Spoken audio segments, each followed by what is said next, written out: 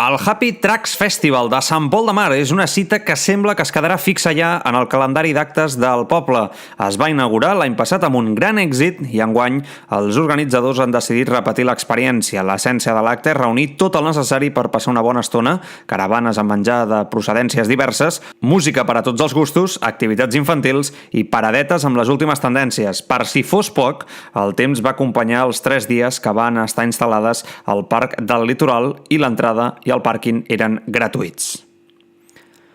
El evento empezó con mi novia y yo hace unos 3 meses y la verdad es que hemos tenido un buen feedback de la gente. Así que nada, pruébennos pronto.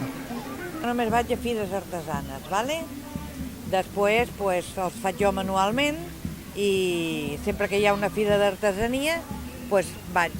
A vegades en venc més, a vegades en venc menys.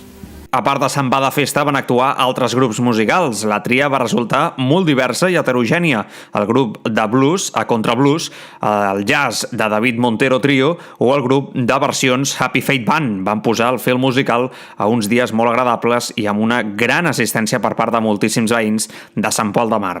Les pegues han pogut pintar, després amb els inflables, a part de gaudir del parc ja com sempre, tastar diferents coses de menjar una miqueta així al moment i el que et venia de gust, no, està molt bé.